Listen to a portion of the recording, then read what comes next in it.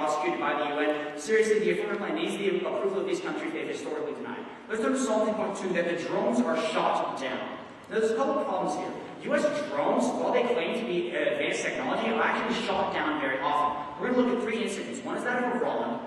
Let's actually just read these evidence very quickly for this. From Dr. Mike Zenko, PhD in 2012, quote, on December 4th, an RQ-170 Sentinel surveillance drone crashed in Iran, unquote. Now, this is a specific incident. Iran was able to hack into the drone feed and make it land at Iran airport, a Sentinel, a surveillance drone.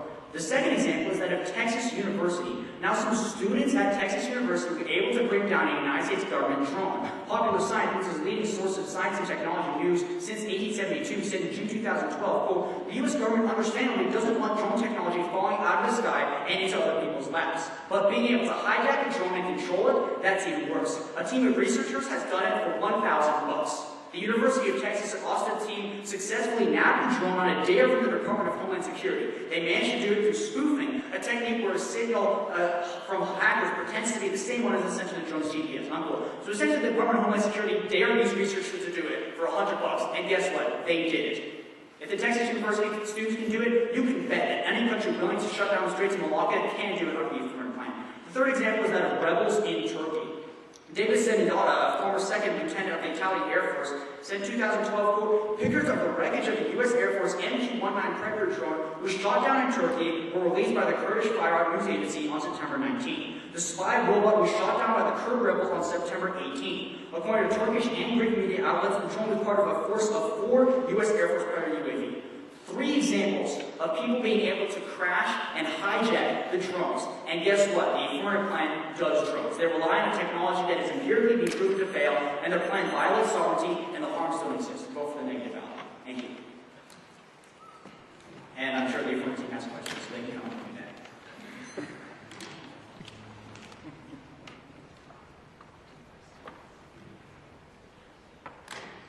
So you guessed correctly, I do have a few questions for you. Okay, so starting out with the end of your speech, where you talked about all these drones that have been hacked and shot down. Number one, the first one about Iran, that was talking about the RQ-170 Sentinel, right? Yes. Right, and we're using the Global Hawk RQ-4N, right? Yes. Great.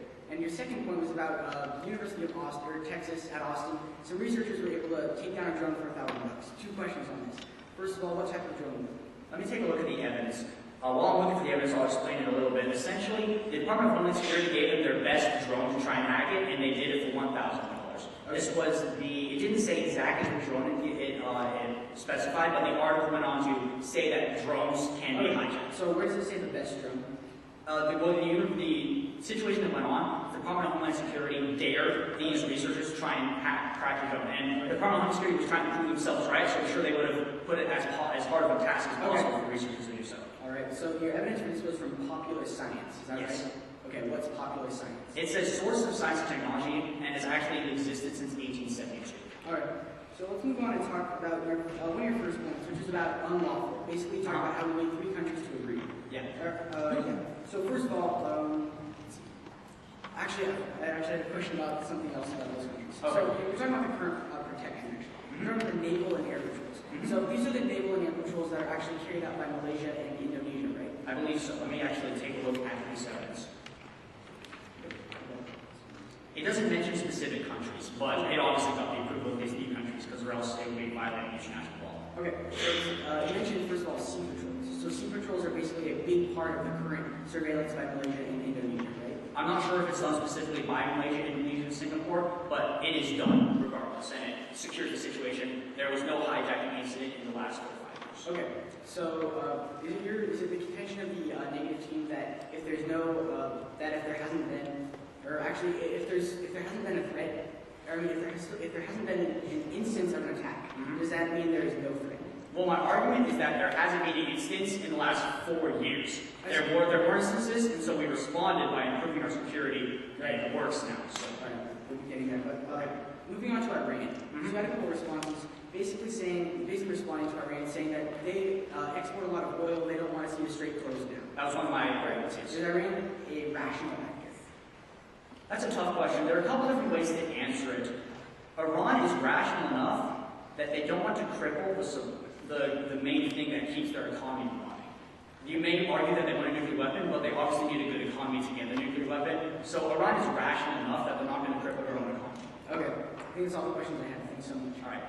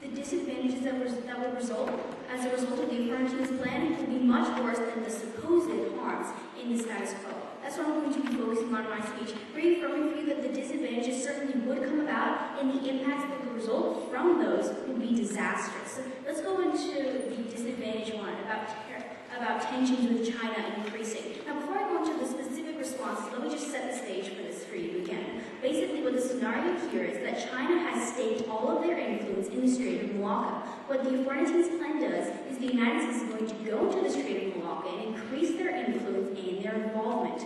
Now let's go into the responses of the affirmative team and see how they just really don't apply to the disadvantage of most of them. Their first response is about how it's an unrealistic scenario. My response is of staking influence. China is staking their whole influence in the Strait of Malacca. 85% of their trade, mostly oil, goes through the strait. And the affirmative team agrees that the strait is incredibly important to China. It is not at all an unrealistic situation to say that when the United States increases their influence, that tensions would rise and the increased risk of conflict would rise. Let's go into the second response about how China is moving into the Strait of Malacca. My response is that China isn't a threat. As my partner was talking about in his speech, China is not a threat to Malacca. But also, this response is completely irrelevant to the disadvantage. It's talking about the affirmative case, and it really has nothing to do with about how China's aggression would increase. Let's go into a third response about how China control is bad. My response is, again, China isn't a threat. But again, this is also completely irrelevant to the disadvantage. This isn't talking about how or why China's aggression would not increase or why the risk of conflict would not increase. Let's go into a response about how we must deter China. I have two responses. My first response is that the drones are not enough. Putting 4 drones over the Strait of Malacca will not be enough to deter China, since they have so much of their influence staked in this place. It will not be enough to deter China. But my second response is that they don't respect. China will not respect or fear the drones that the United States is putting over the Strait of Malacca. So it won't be a deterrent to the supposed threat. So firstly, China isn't a threat to the Strait of Malacca, but secondly, if they were, the United States isn't able to deter them. Now, just before I go into the disadvantage two, I'd like to point out that the affirmative team actually did not respond to the analysis and warrants that I brought up in my disadvantage as to why there would be an increased risk of conflict because China has put so much of their influence and so much of their involvement into this strait. The United States increasing their influence and increasing their involvement in the strait would cause China's aggression and a risk of conflict. And those warrants and analysis were not specifically responded to by the affirmative team. Let's go into the disadvantage two about how there will be increased terrorism. Now, their only response to this is that the surveillance that results from their plan would deter the terrorists. As several responses. My first response is the evidence. Now, the evidence that we brought up was specific to the affirmative team's plan. What it said is that if the United States increased their involvement in the Strait of Malacca, terrorists would be more appealed, that they would have more reason to go into that strait and to attack it. The negative team brought up specific evidence on this point, talking about it in relation to the affirmative team's plan. My second response, though, is that we have surveillance now. The surveillance we have now is protecting the Strait of Malacca. And the affirmative team is saying that once we have good surveillance, terrorism won't be a threat. But we have good surveillance in the status quo, and the affirmative team is claiming that terrorists are a threat in the status quo. So the affirmative team's own case makes this response not true, since terrorism will be a threat under their plan. My third response is that, again, he didn't respond to the analysis and the warrants that I brought up in this disadvantage. All they said was that their plan will be a deterrent to the terrorists, but they completely ignored the points that I was talking about. That would maybe apply to a different point, generic point, but this is a specific point to the affirmative team's plan about how terrorists want the opportunity and the chance to strike the United States because it would increase their influence and their fear and their credibility throughout the world. This specifically was not responded to in the specific warrant of why terrorism would be increased under their plan. Real quickly, let's just go into the mandate about about the response time, whether or not the ships will actually have enough time to respond to the threat. My response is no evidence. No evidence. Now, Joe said in his last speech in cross-examination that the ships are by the strait, so they would have enough response time. Now, I know that they are geographically close to the strait, but we do not know the specifics of whether or not they would actually have enough time to respond to the threat. We don't know how quick a terrorist threat would be taken out or an Iranian threat, and we don't know how long it would take for the ships to get there. That was the argument that I was making. So we still do need to see evidence that there would be enough response time before we can even see that they will be able to solve the problems in the status quo. Thank you.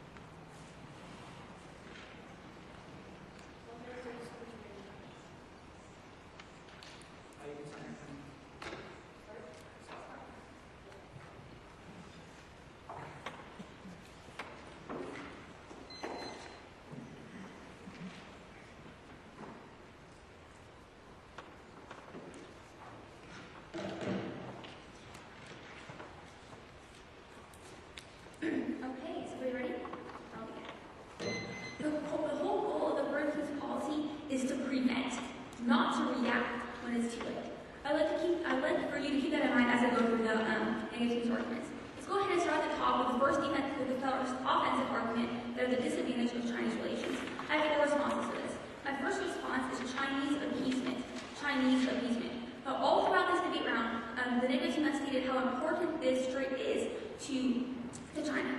So what the negative team would like all of us to do is to welcome the benevolent dictator of Beijing to one of the world's most important passageways. Now, this is simply not what we should be doing in the status quo. We should be taking a measure to counteract China because China doesn't have the best goals in mind.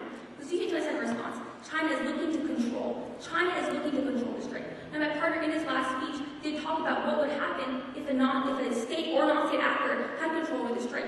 The effects on our economy would be devastating. A response that would be severely hindered, and going around rerouting would simply be unacceptable. Now, my third response is of contradictions. Now, in our last speech, Michaela said that it's not enough. Our presence is not enough to really deter China in response to my partner's evidence. What we see here is a massive contradiction. Either they don't fear the drones, and therefore they won't get angry, or they do fear the drones, and our plan checks back for deterrence. Our plan is the only way to effectively deter against China, which leads me to my fourth response, that if we deter. The piece of evidence my partner read specifically still applies. We see to avoid war, we need to have an equal balance of power between China and the United States in that region of the world. We see that they can't have both. They can't say that China will get angry, and then they can't say that our plan isn't doing anything. They can't have both. What we see is there's a contradiction here, and our plan is the only way to effectively deter China. With that, let's move on to the second disadvantage, that's specifically of terrorists. I have several responses. My first response is surveillance assaults. The news editor my partner ran in his last speech specifically stated that having surveillance over this strait is just as good as taking away these terrorists from the international scene. What it does is severely hampers their ability to carry out strikes against the United States if we have surveillance over that area. My second response is can't attack. We see these drones are so high up at such high altitude, the terrorist organization couldn't really shoot them down. Which leads to my third response. Let's move on now to the next point. This is specific to the solvency point number 2, that if drones are shot down. I have several responses. My first response is different models. Our plan uses a different model of surveillance drone that was not specific to the Iranian example, Syrian example, or Turkey example. We use the Northrop Grumman drones, which are fully different.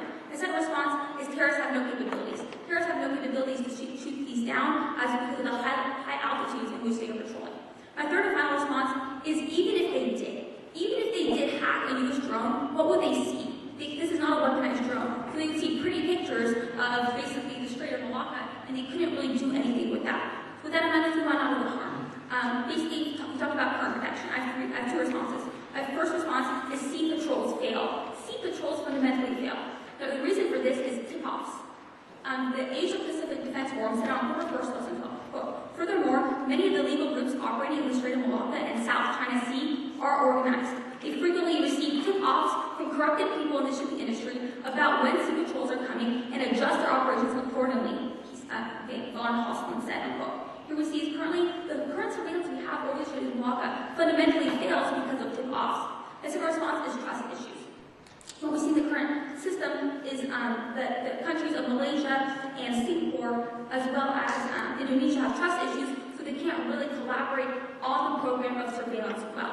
Now let's move on to the next solvency. Jumping back to solvency point number 1, that of sovereignty. I have several responses to this. My first response is that if neighbors want, the United States to be involved. This is specifically from Andre Scheer, director of the Laurel Institute for International Affairs, said to us, quote, an increased U.S. military presence will be good for Australia, good for the United States, and good for the wider region. Our neighbors may not say so publicly, but they will quietly welcome it, unquote. You see, they really have no position. They don't want to come out publicly and stand up against China, but they will quietly welcome our plan. Now that the last issue of the harm, we talked about terrorism. I have two major responses. My first response is a question of when terrorism happens under the harm. It's not a question of if. Just because no major hijacking happened in the last 4 years doesn't mean we should be prepared if one were to happen. My second response, though, is that a video feed. Recently, a video feed was found in Afghanistan about it was video feed over the Strait of Malacca. This points to the fact that terrorists are currently plotting an attack over the Strait of Malacca because of the video feed obtained in Afghanistan that looked over the Strait of Malacca. So in conclusion, I believe we should not bow to China. We should not accept the benevolent dictator of Beijing. And so we should stand up for our own ground, and we should be sure that power projection is the only way to solve and deter China. Thank you.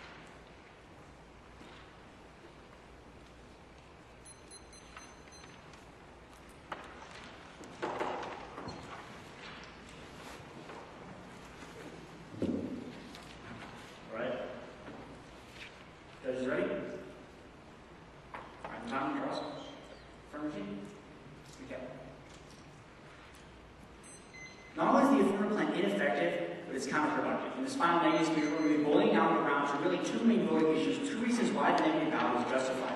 Before we get into these voting issues, however, I'd like to touch on a couple of issues the affirmative team did not respond to in the last speech.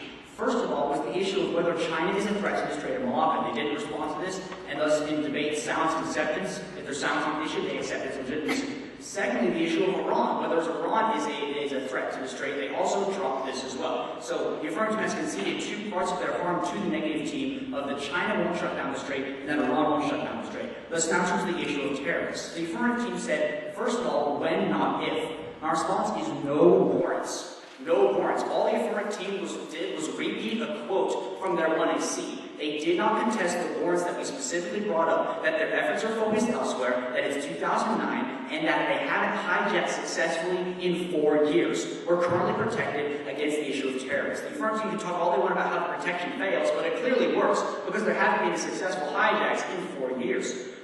Secondly, the affirmative team said that they hacked into a video feed, and so we were able to, for some reason, see their plans. My response is that this was a drone. Yes, surprisingly enough, this video feed that the terrorists hacked into was a drone video feed. So with that address, actually, one more thing the affirmative team didn't respond to was the response time. Whether or not the ships actually have a fast enough response time under the affirmative plan to get to the situation in time. Michaela read this argument she repeated this argument in the 1NR. So that means that even if the affirmative team can see what's going to happen, they aren't quick enough to do anything. So even if there is a threat, the affirmative team isn't quick enough to stop it from occurring. Let's turn to my two voting issues. Voting issue one is that of an ineffective solution. 3 supplements under here to specifically address the issue of solvency, whether or not the affirmative team can uphold the stock issues and conform to the stock issue of solvency. Supplement A is, again, the response time. The affirmative team hasn't proved that they're quick enough to respond to the threat of Malacca. Supplement B is that of sovereignty.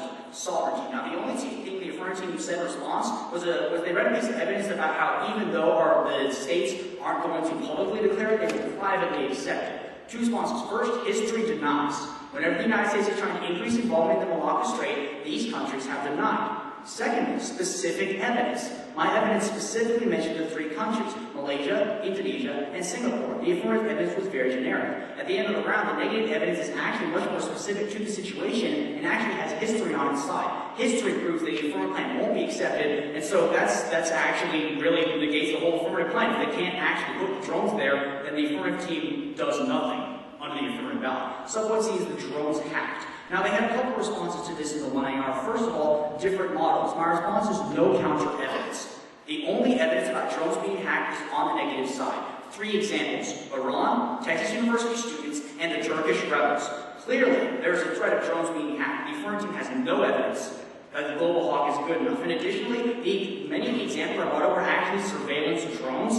And guess what? The affirmative team uses surveillance drones as a different model, but they haven't proven that they can actually secure the drones. The second response was that the terrorists don't have the capability. My response is yes, they do. If students at Texas University can do it, if rebels in Turkey without many resources can do it, then yes, terrorists can definitely do it. Additionally, the subpoint of Iran, if Iran were to try and close down the Straits of Malacca, they would just shoot down the affirmative drones. And that was actually her argument, that they wouldn't see anything. That wasn't my argument. My argument was that they're going to take out the drones, so the affirmative team's plan is gone. It's decimated from the air. So the terrorists, if there is actually a threat, all they have to do is take out the drones and then go in. Really, the affirmative team's drones are so vulnerable to strikes that really they have no solvency. Let's turn to voting issue 2, that of a counterproductive policy. First, under disadvantage 1 of potential with China, she firstly said that we're appeasing China. This is a new response. The affirmative team needed to say this in the 2AC when Michaela initially read the disadvantage. But secondly, the disadvantage still applies because what the disadvantage does and what the plan does is increase the likelihood of a conflict with China. That is a greater impact than the philosophical argument of appeasing China. The risk of conflict with China is the biggest impact in the debate round. Secondly, they said that China's looking to control. Yes, it's because they want to secure the situation. China has such a vested interest in the Strait of Malacca. As Michaela said, they have staked their influence there. They don't want the United States being involved. They also said it's a contradiction. Our argument is that the drones are enough to ignore them. It's about American influence there. It's not just about practically, it's about philosophically what it does. Finally, it said the balance of power. Again, my arguments as well. The affirmative plan angers China. Finally, the issue of terrorism. Our argument is that the affirmative plan makes the Malacca Straits a much more appeasing place for terrorists. At the end of the round, there's 2 arguments why the negative ballot is justified. First of all, they don't solve. But secondly, the impacts of the negative of the affirmative plan, rather, are much worse than the impacts of the current system. They anger China, they increase conflict, they increase the chance of harms. Vote for the negative team for the policy of the current system. Thank you so much. It's been a pleasure speaking to you in this final round.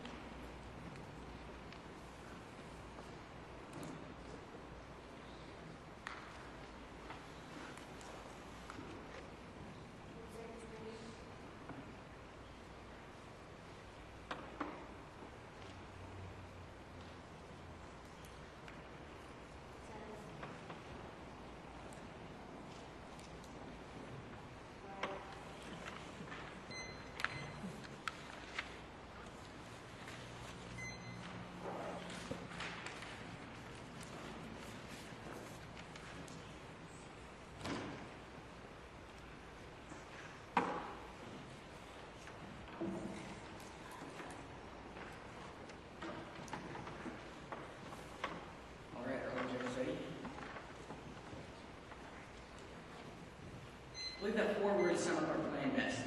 Better safe than sorry.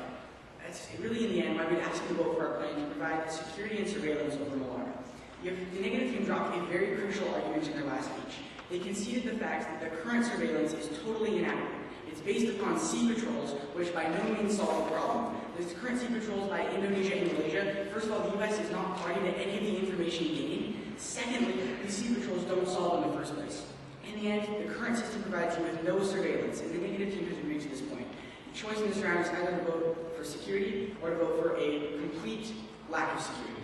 In this speech, we're going to be responding to their voting issues and their arguments and really showing you how at the end of the round, our plan is the best bet. Their first argument was basically that terrorists, there's not a big enough threat. Well, my partner responded with this warning in the last speech about evidence we found very recently point to a terrorist attack coming up. Let's read that evidence. According to the Fund for Peace 2012, quote, a video tracking the movement of Malaysian Navy ships navigating through the Straits of Malacca was found in Afghanistan, hinting that terrorists were considering the Straits for future attack. Let me pause for a second here. The negative team asserted that this was a video from a hacked drone. Not true at all. This is a video the terrorists themselves took. It goes on and says, cases like these demonstrate that the absence of a successful terrorist attack does not mean that the threat does not exist. On the contrary, these events demonstrate that the desire to perpetrate a terrorist attack in the area of the Strait of Malacca continues to exist, unquote. The negative team is literally asking you to vote for a complete lack of security based on the threat, or based on the fact that there hasn't been an attack yet. These attacks there's always a first time for everything. This evidence lays out the clear threat, and voting for a complete lack of security here would be a very foolish decision, at least in my opinion. Moving on to their point about let's move on to the voting issue on an ineffective solution. The first point was response time. A couple of responses. First of all, no possibility. No possibility. If you vote for the negative team, there's no possibility whatsoever to respond to any of these threats. Basically, we need to weigh the two policies and decide which is better for the United States. The negative team's policy provides no surveillance and no security. The current ships are blind and will stay blind if you vote for their plan. A second response, the ships are already there. The ships are already there. We already provide the surveillance, or when the surveillance is provided, we instantly have ships that are capable of responding, given the fact that the 7th Fleet patrols the Strait of Malacca from time to time, and the basins in Singapore are literally already there. Once our drones can see this, they can alert the ships on the ground, and they can respond to this. If you vote for our plan, you get the probability of this. If you vote for the negative team, 0 chance of responding to a crisis. Let's move to our next point of sovereignty. Now, they said that the countries, basically, we have to get these countries' agreement. However, they read no evidence that the countries would decline the agreement. Basically, no evidence that the countries wouldn't do this. I'd also like to make the response that Australia would not have offered us their base if they knew that Singapore, Indonesia, and Malaysia would decline. There's obvious reasons to believe that these countries would accept. Based on our evidence we read in our last speech, the neighbors will actually agree to this. And actually, they've agreed to it in the past, accepting U.S. funding for basically naval patrols in those regions. And last point was on drones hack. First of all, their evidence is specific to the Predator and the Sentinel. We don't use those. There's a reason we don't use those. We use the Global Hawk. It's never been hacked. Moving on to their second voting issue of counterproductive policy. Basically, two arguments here. The first argument was about China. I'd like to pull through, actually, let's just make my voting issue right here, across from their second voting issue. My voting issue is that the threats must be solved. In the current system, we're facing threats that we really have to realize, and we have to take action on them, or else we're going to end up feeling the future repercussions. Let's look at the point about China. Now, they said our plan increases the likelihood of conflict with China. First of all, they dropped the argument that basically similar policies have not increased conflict with China, like our missile defense in Japan and other policies. They dropped this argument. Secondly, they said that my partner made a new argument of appeasing China. That's not true. I said that if we back off from China and give them an inch, they're going to take a mile. Basically, China is China's currently aggressive, and by backing off and giving them any space, they're going to get even more aggressive. And going back to the evidence I read in my 2AC, the only way to solve for this problem is to increase our security in the region, create a balance of power that will deter China. They never responded to the contradiction that was apparent in their arguments about basically our plan being too small and our plan being huge and affecting China. China is a problem, and they agreed to the point that if China controls the Strait of Malacca, that is going to be terrible for U.S. national security. China controlling the strait is a problem. Subpoint B is of terrorism. The evidence in this round is pointing to the fact that there's an imminent terrorist attack in the Strait of Malacca, and there's at least a risk of one. If there's a risk of a problem, a risk of an attack, we should take every measure to defend against that. We already experienced 9/11 once. We don't want to experience that again. At the end of the round, the affirmative team's plan provides the deterrence necessary for both China and the terrorism. We can effectively deal with both of these threats at the same time through our plan of drones over the Strait of Malacca based in the Code of Silence. Thank you so much for judging. Hope you all had a great time.